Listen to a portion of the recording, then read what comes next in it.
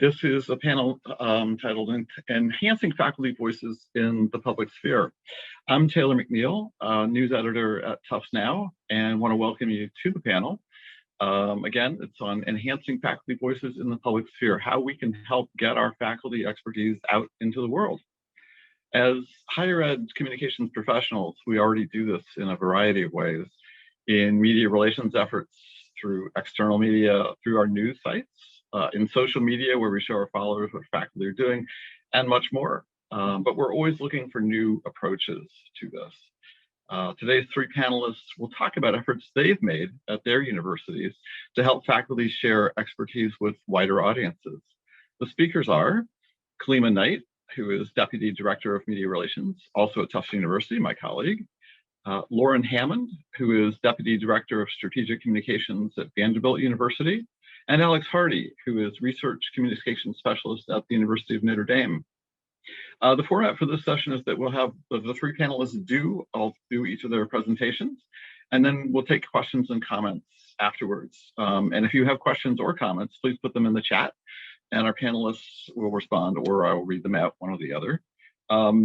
And one of the things that I found most useful at huddles in the past, and I was at three of them, I was just realizing it was at Ann Arbor and Rutgers with Greg, and down at Duke with Jeffrey, is sharing our experiences. So I think we can each learn from each other a lot.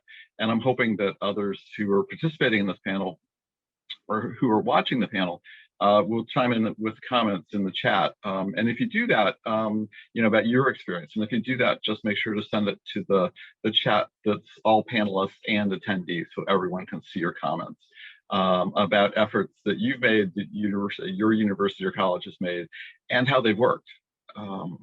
So right now, I'm going to turn it over to Kalimah, who will talk about work that she's done here at Tufts. Kalimah? Great, thanks so much, Taylor. And I'm going to attempt to very smoothly share my screen with everyone. As Taylor mentioned, we are colleagues at Tufts University. I'm the Deputy Director of Media Relations there. And in addition to doing issues management in my role, a big chunk of my work focuses on supporting faculty research and expertise, primarily through pitching and placing news articles in traditional outlets. And that includes op-eds. And, I think there is no shortage, I should say, of news happening. This news cycle is quite packed these days, and op-eds are very much a part of that. There really is no shortage of opinions. At the same time, there's really a need to bring more factual, evidence-based information into the public sphere. And this is really where this particular component comes in. So really what we're doing is trying to get research and our faculty expertise in the public based on current events. And, we have an increase of women who are leaders in politics. So we turn to some of our sociology professors who study this and talk about some of the challenges that they're facing, particularly around, cyberbullying, for example, or we've just gone through this year of COVID. So we talk about sort of the link between obesity and COVID. So there's a lot of really good opportunity to help faculty get their information out into the public and hopefully influencing public policy. And so we're really here to help them do that. And that's what we've done quite a bit in the last year. So I specifically wanted to talk about some of my experiences in that area. And one of them is working with A Conversation, which is an outlet that I think many of you are familiar with. It includes primarily faculty and academic voices. They have been around for about 5 to 6 years, and they have only really increased in popularity. Right now, they have about 20 million reads per month. And one of the great things about this outlet is that they are picked up by other outlets, which help sort of extend the reach of the news that the faculty is trying to promote.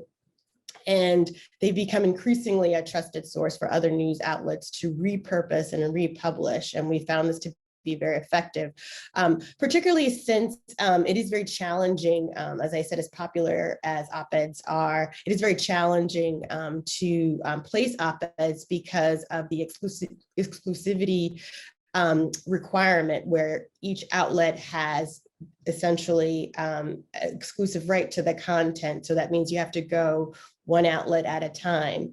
And so we found focusing on audience specific outlets has been really effective, whether it's an industry specific outlet or a demographic based outlet. Those have been more effective ways to get information out into the public. So with this particular faculty member, he published this piece, and as I said, it is picked up by other outlets, which is another way to extend the reach of whatever content that we're focusing on. So one other experience that I wanted to talk about on this topic is working with social influencers. And I say this not as someone who has had a lot of experience in this area. I had one experience that was really profound to me, and it's an area that I really am hoping to focus more on in the coming year. And as that is working with social media influencers. So I wanted to share it with you in hopes that people will give me feedback so that we can continue to figure out ways to build this opportunity and have it be successful for our faculty in the future. But this is Alex Valinkin. He's a member of our physics and astronomy department, and he focuses primarily on theoretical physics. And we had a situation maybe about a couple of years ago where we were contacted by a documentary filmmaker who came to campus to speak with Alex about the Big Bang Theory, essentially. And so he came and spoke to Alex, and the interview was cut down to about just under an hour. And as part of his platform, the short documentary films are put on YouTube, so they're free. And so one thing that the interviewer asked me to do before he left was to help him promote the piece, which I was happy to do. And he just suggested several social media influencers, and he gave me a list of maybe 10.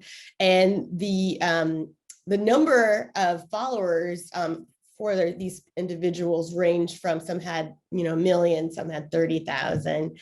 And I essentially just looked them up, looked for their email addresses, and I did a little vetting just to make sure that they were in good standing. And I emailed them and asked them if they would consider republishing the documentary, which was free and available on YouTube. And I heard from none of them, except for one person, this man.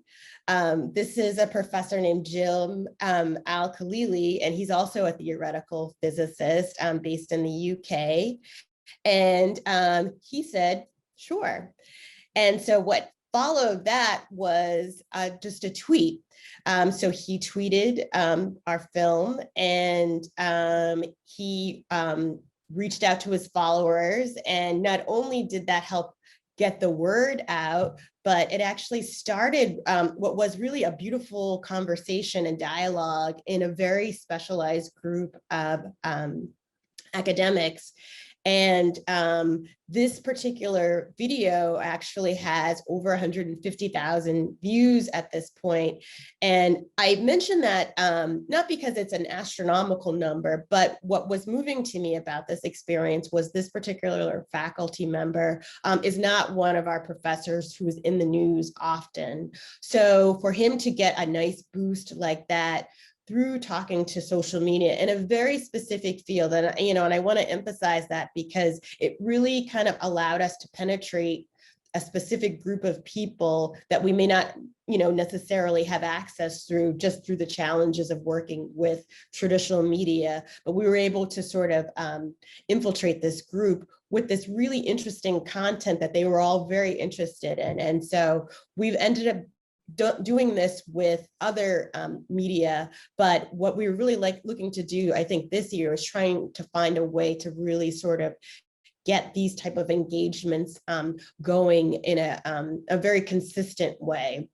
So again, like I said, I think this is something that really struck me and something that I'm really looking to do more of and wanted to share with you today. And with that, I'm going to stop sharing my screen and turn it back over to Taylor. Thanks, Kalimah. That's really interesting, and I already see there's a question about the conversation, but we'll come back to it at the end of the presentations. And next, Lauren, you're up, and I think the title of this program actually draws from a title of your program, so maybe you can talk about that. Yes. Let's see. Is everyone seeing my screen okay? Great. And you can hear me okay? We're all good? Okay. Hi, everyone. My name is Lauren Hammond, and I am the Deputy Director of Strategic Communications at Vanderbilt University. And I'm here to talk to you about our Global Voices Fellowship Program. But before we dive in, I thought it might be interesting or helpful for you all to get a better understanding of our Communications and Marketing Division at Vanderbilt. We're the Central Communications and Marketing Division here, and we report into our Vice Chancellor Steve Ertel, but we have 3 sub-teams under that umbrella. So I'll start at the bottom. We have a marketing function, pretty traditional marketing with graphic design, digital website, brand and trademark licensing. University Relations is our team that focuses mostly on content creation. So we have writers, copy editors, photographers, videographers. And then we also have a signature events team that plans all of our big events here at Vanderbilt, including commencement. And then there's the team that I'm part of, which is called Strategic Communications. You can see here the functions that live underneath my team. But we have strategists who work directly with the schools and school communicators, other administrators within the university, and kind of serve as relationship managers and project managers. And then we have a dedicated media relations team, social media team, the issues management and crisis communications is under our team. And then about a year ago, we also folded in athletics under the university communications division. So anyway, I thought that might help you understand what I do a little bit better. I am the deputy to our Associate Vice Chancellor, Ian Morrison. But in addition to that role, I also serve as the program manager for our Global Voices Fellowship Program. And as Taylor mentioned, the name of this session kind of came out of a committee that Vanderbilt launched a few years ago, made up of faculty as well as our Vice Chancellor. And really this committee was tasked with finding ways to help our faculty further their impact through communications. So sharing their research and their expertise more broadly with the world. And so this fellowship came about as one of the recommendations out of that committee. And so what is it? It is a semester-long fellowship. Faculty are nominated to participate by their deans and department chairs. And we're really looking for faculty that have some sort of project or a body of work that is ready to be communicated about during that semester-long time frame. And also, throughout the fellowship, we also look for ways to connect their research and their expertise to the news of the day as well, just similar to what Kalimah mentioned earlier. But ideally, they have some sort of project or book or something that they're wanting to promote during the fellowship. And so we usually select 2 to 3 fellows per semester, and the provost and our vice chancellor select the fellows to participate. We look for, we try to have a little bit of diversity in terms of subject matter and also in terms of experience with doing communications. The program is funded by the Office of the Provost, and the fellows who participate get a course buyout to participate, which frees up some time for them to think about communications and work with us. And at the end of the day, we think of this as a very we call it like a bespoke program. So we work with each fellow to develop a custom communications plan based on their level of experience with communications, as well as what they want to achieve. Where do they want to go? And how do they want to grow? And so, so we develop the custom communications plan with them. And then we also provide training. So we want to give them the tools and the resources so that they can feel comfortable and confident sharing their work with the public. And then we spend a lot of the time throughout the fellowship just implementing the plan. Here are some highlights of things, sessions and things that we've done with the fellows. We always start with a kickoff meeting. It's a great opportunity to learn more about each fellow in their area of expertise. And it's great to see them meet each other, because often they've never met one another before. And so it really kind of sets the stage for them to build rapport with one another and with us. We also then follow that meeting up with an in-depth communications planning and key messaging session. So we dive into what their goals are for communications and what they want to get out of the fellowship. And we also spend a good deal of time focusing on key messages, which is just something that most faculty don't think about. But we spend a lot of time talking about, what do you want to say and who do you want to say it to, and helping them hone that in preparation for future media interviews or speaking engagements. And then usually we spend quite a bit of time also on media training. So we share best practices with them, and we do on-camera practice. So we'll do, I'm sure lots of you already do this with folks, but we'll give them the questions and make them answer on camera, and they'll watch it back. And it's a good chance for them to practice those messages. And with some of them, we do that multiple times throughout the semester just to keep revisiting and practicing. We also invite members of the media to join us for various sessions so that they can, so the fellows can learn more about what the media perspective is and what are they looking for from sources. So we found that to be very helpful, and it also starts to help them build relationships with reporters and editors. And probably our most popular session is the op-ed workshop that we offer. It's over a few days, and they learn about what an op-ed is, and then we carve out time for them to actually write the op-ed. And then at the end of the workshop, they have a draft op-ed that's in pretty good shape, and we help them pitch it in the coming weeks. We also have a relationship with A Conversation. We are a founding member, and so we usually schedule a session with editors from The Conversation and our fellows, giving them a chance to talk through ideas and pitch ideas, which then, walking away from that turns into an article in The Conversation.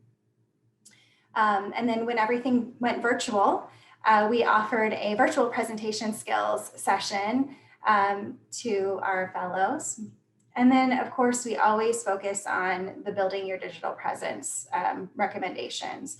This is an area that not all faculty want to do. Like, not everyone wants to be on Twitter, but for the ones who do, we audit their social media presence and give them personalized recommendations of ways that they can build their audiences or maybe reach their audience in new ways. And so, so those are some of the sessions that we do with them, but we try to front load that so that we can spend most of the semester just implementing. And so we have regular meetings and discussions and just like bring opportunities, especially watching the news cycle and seeing opportunities to plug them in. And then we do things like, make sure they have a new nice headshot for their website or for Vanderbilt's website, something that we could also share with media. And then we update their expert profile on our website as well, just to make it easier for media to find them.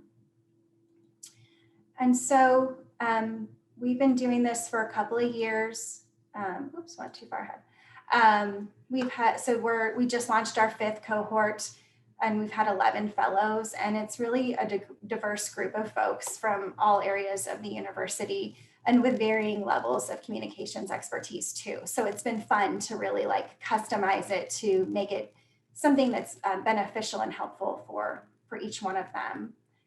And here's just a quick snapshot of some results that we've gotten over the past couple of years, from op-ed placements to top tier media placements to TV interviews to videos on our website, articles in the conversation. So just a variety of different communications results here. And we really think of it as the program as a whole as a launching pad. These are faculty that we typically haven't worked with much yet. And so we build this relationship and they feel comfortable and they know what to do and they get excited about, having that public voice. And so we found that a lot of our alumni fellows are our go-to people now. And so we continue to work with them after the fellowship is over. Some takeaways if you're going to try something like this at your institution. We figured out that it was very important to have a primary point of contact for each fellow, just a point person for them to go to. We also found it really helpful for our leadership to join us for some of those early meetings. So our provost came to a lot of the kickoff meetings and, just set the expectations early that this is a priority for the institution. And, we hope that you participate because they really get out of it what they put into it. We also recommend scheduling dedicated writing time because, as you know, faculty members are very busy people and communications is not their number one priority. And so just carving out time on their calendar for them to write and checking in and making sure they follow through on whatever that piece is, whether it's an op-ed or something for the conversation or something else that you're working with them on. Just making sure they have that dedicated time. That's been really helpful. And the regular check-ins too, just not, staying on their radar really. And then with, everything going on Zoom, we've actually found that that's been helpful to our program because people can be anywhere and they can just log on and we can talk for an hour and then they can go off and do whatever else they need to do. But we've also found that the in-person sessions are really good at that relationship building, especially even just among each other. And so as things are starting to open up, we plan on holding some of our sessions in person when we can, just to, again, build those relationships and have that face-to-face contact. Looking ahead, we are looking at ways to expand the program. So I'd certainly love to hear from you all. We'd love to get to more faculty than just the 2 to 3 per semester. And so I'd love to hear ideas if you have some about things that you're doing to reach faculty more broadly and help kind of train them up and be good ambassadors of your institutions. And with that, I will stop sharing my screen. Great, thanks so much, Lauren. It's really interesting, and your talk actually sparked a bunch of questions that I just have because I'm curious too. But next up is Alex Hardy at Notre Dame. Alex.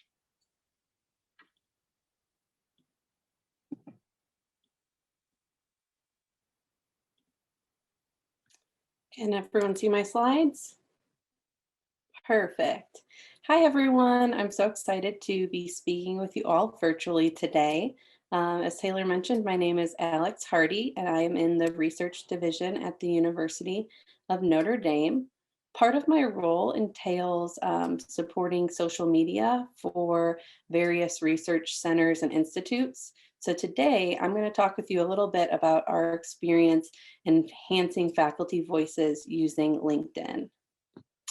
So Notre Dame Research, we recently launched a LinkedIn support program that aims at building NDR faculty directors' LinkedIn profiles to better position them as thought leaders in their respective disciplines. To kick off this program, I started with just a simple needs assessment via benchmarking. So we have 24 units that report up through the Vice President of Research. And I found that 19 of the directors actually did have LinkedIn profiles established. However, only half of those had detailed about or experience sections. And the other were those LinkedIn profiles that you land on they set up and there's nothing there. So they're bare and don't really give you any added value. 10 of the profiles were missing a headshot or were desperately needed some updated photos. And then only out of the 19, 7 had over 500 connections, and 6 were inactive, so under that 50 or so connections. So based on these numbers, it was clear that there was plenty of room for improvement. And therefore, the next step of the process was really just to get faculty buy-in. I found that it's helpful if faculty understand the utility of LinkedIn. So letting them know that it's a place for professional social media, and that their profiles typically pull on the first page of Google searches was usually a good motivator for faculty. So also letting them know it's an opportunity to show breadth of their work, their background, their interests, and their individual views. And that they can build a profile to really be an expert in the discipline, which feeds well into media expertise. We also like to point out that it's the ideal platform for job recruitment, which seemed to resonate pretty well with faculty who are looking to expand their labs, and also a great place to network with peers and colleagues around the world. And as Lauren mentioned, faculty are busy folks. And so just letting them know that LinkedIn is not as content driven as some of the social medias. So if desired, posting even monthly versus weekly or daily usually perks up some ears for just a capacity stance.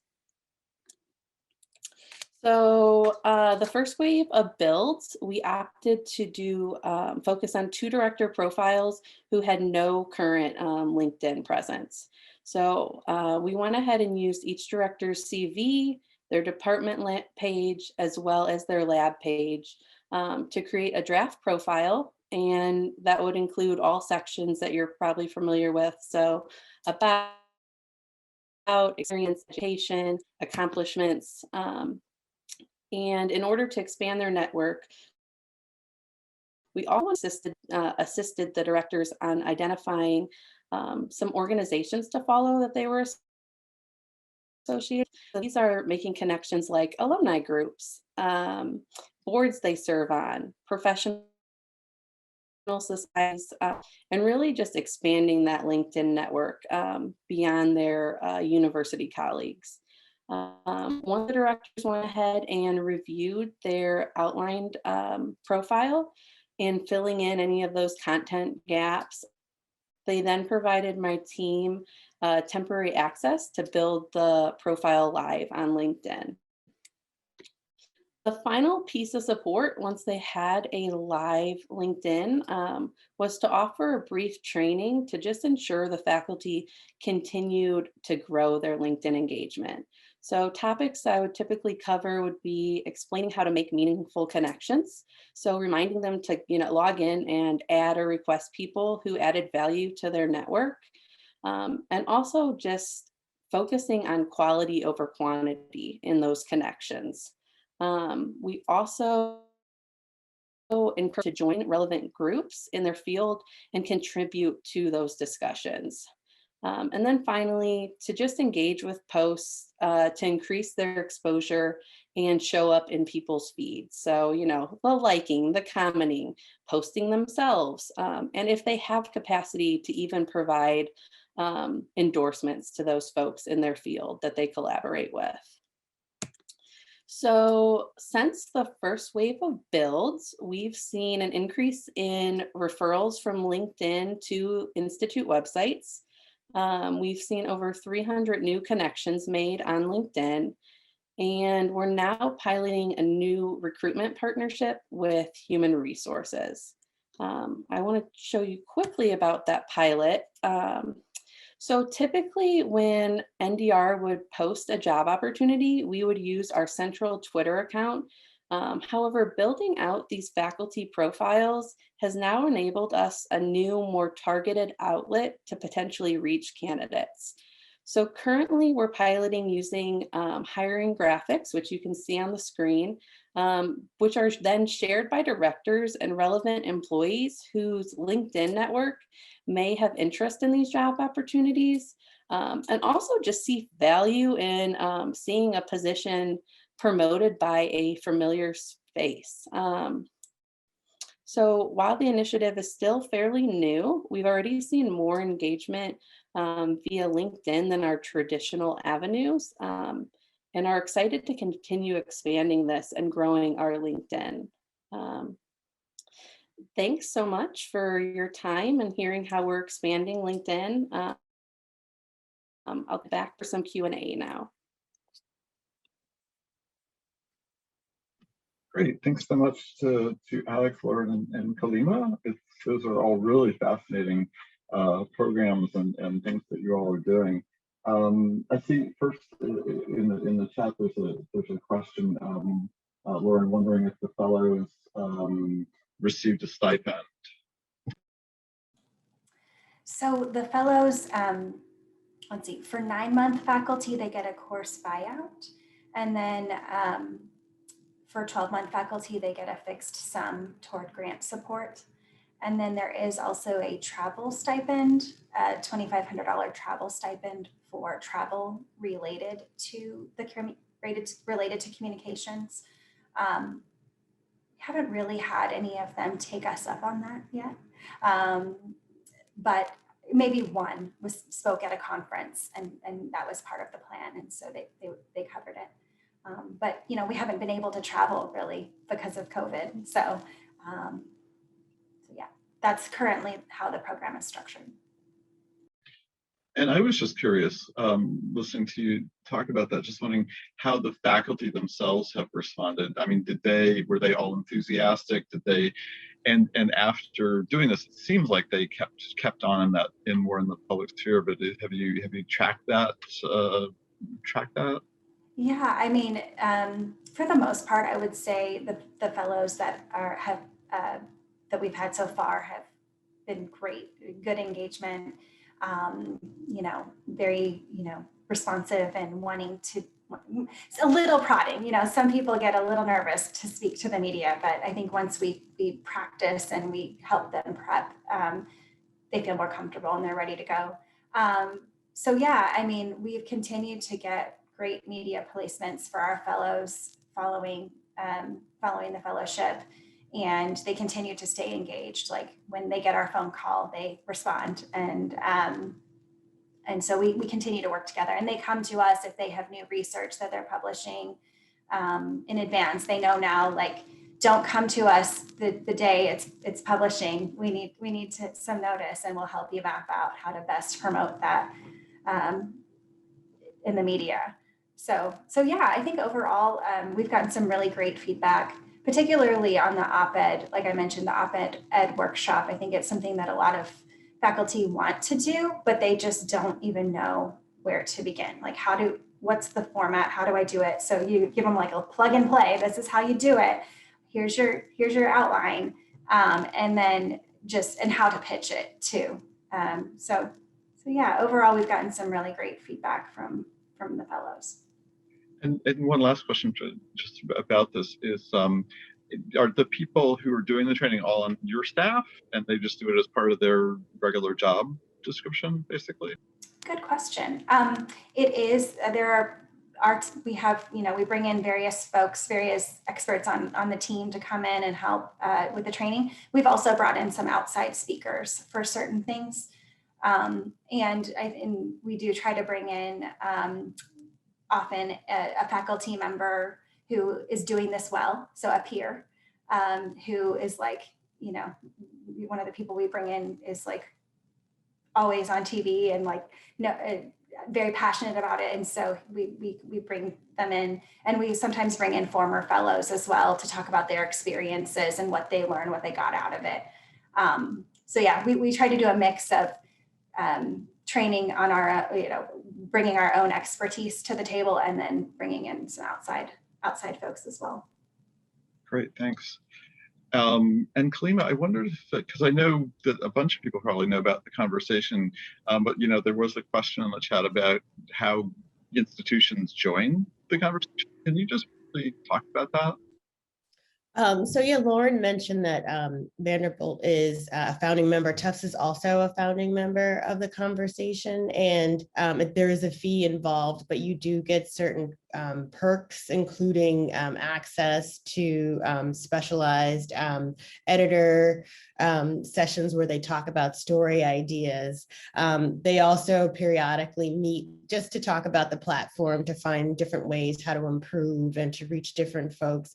So it has been a good relationship. I think that, I always say that it doesn't guarantee that they'll actually publish a story, but I think it helps them kind of sort of extend their ear and have a little bit extra consideration if there are story ideas that they think are a fit.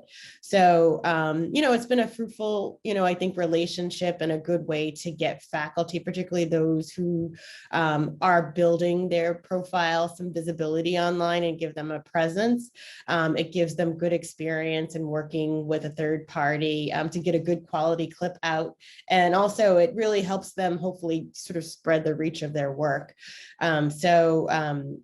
That relationship is good, and it does sort of start with us being a founding member from the beginning, really. Right. And I just wanted to throw in there that so when if Kalimah pitches a story to the conversation, or a faculty member helps them do that, and then they publish it on the conversation, sometimes I have actually, as the news editor for the news publication for Tufts, it's just called Tufts Now, and so I repurpose it just like other news outlets do, and I repurpose it with a new head, and new deck, new photo, and that are perhaps sometimes, to my mind, a little more on target. And a few of those have done really, really well. And I've noticed there was one by the dean of the nutrition school at Tufts, and which I don't think it actually did that well in the conversation, but it's done really well on Tufts Now with a new headline. And it lives on in Google, so it gets 600 hits a month, and just continues to, or more than that actually. So there's so many ways to use that platform to get faculty out there. And I wanted to actually ask Alex a question too. So with the faculty who you sign up with LinkedIn, how do they take to that? Are they happy about it? Are they a little cautious about it? I'm just curious of their reaction. Yeah, no, great question. We always start with those early adapters, those ones who are eager to try new things. And then typically, like, we've seen a ripple effect. So I didn't mention, but one of the first LinkedIn build was actually our vice president for research. So usually when you say, the vice president's, put value on this, he's using this platform, and then run through kind of those that I talked about. We haven't got anyone who adamantly, was obviously, I think in that case, it wouldn't make sense to put them on LinkedIn because they have to take over, right? Like, we can do the initial build, but we can't make those engagements and have them engage. And so I try to upfront let people know, like, here's kind of the time commitment you're looking at to be successful. And yeah, so far everyone has been positive, and it's always exciting to see on those initial wave of profiles to see a faculty member then commenting on posts and actually utilizing it the way we've hoped. So it's been really rewarding. And I just wanted to throw it out there to anyone in the audience who's watching. If you have a question, just please put it into the chat. And if you have any experiences you want to share, I think that would be great too. The other thing I'll just say about LinkedIn is that I find that it's increasingly a source of traffic for us. That not just those. I see that side where you're helping the faculty set up profiles, set up connections. But we see that actually the traffic is coming back to us, partly from maybe faculty, but also just in general. It's increasingly a valuable driver of traffic, especially on more science, business, those kind of topics. So that's been really useful. The other question I had, just for Lauren, back to you. I was wondering about the faculty who take part in that. Is it hard science, soft science? Is it, is it language professors? I'm really curious about what kind of area of expertise that the faculty who take part in have, and how that helps them, how it helps them in general. That's a great question. We actually have had a variety of different areas of expertise. So we had a chemistry professor, we had a pharmacology professor as far as sciences, but we also have, like right now, we have a writer in residence is one of our fellows, and an English professor. And so they don't need as much help with the writing part, but it's kind of helping them find new ways to reach the audiences that they're trying to reach. I'm trying to think. We've had a marketing professor.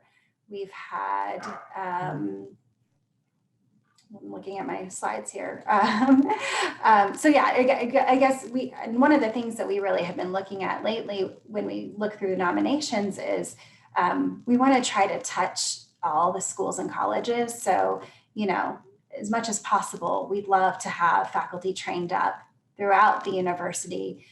So it's not just hard sciences or humanities, right? It's like we want to make sure that we have people in all the schools who can share their expertise. But so yeah, it's been a little bit of a mix.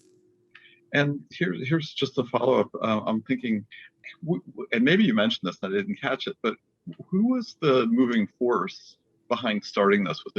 Was it you all, or was it the provost's office? And if it was you, how did you manage to get the provost to buy in and give faculty course buyouts and things like that? Well, it was actually at the time, our chancellor at the time. So the head of our university at the time said, this is important. We need, I think you mentioned this, Kalimah, there is a need to, for credible experts to be sharing their knowledge with the world. And that's what we're here for in higher education. And so how can we help give our faculty the tools and the knowledge to be able to do that successfully? And our Vice Chancellor, Steve Ertel, joined the university around this time. And so that was just one of his first things that he did was bring together this committee of faculty to think about how can we do this and really elevate those voices. So that's great. Do any of you three have any final points that you want to make? I think we're ahead of schedule, but that's fine too. Any last thoughts? I was just going to jump in because that was actually exactly my question about what departments did you work with to actually get this off the ground, especially when you're talking about excusing, courses for and stipends. I was curious about what that was look like also for, Alex too. Like, was there other groups around the college that were involved to help incentivize faculty to participate? So I was curious about that part of the process, which Lauren sort of answered. Yeah, we had the support from leadership and that made it happen. So, yeah. And I'll just echo that. Having a university buy-in, from the vice president of research in particular. Thankfully, these faculty directors, being a director, are pretty used to being tapped for more exposure and being media experts. So that kind of went hand in hand. That's great. Well, I think we are. It doesn't look. Oh, okay. There's one other question who asks, you've got it. How many faculty fellows per year? And it's 2 to 3. And so I think that's it.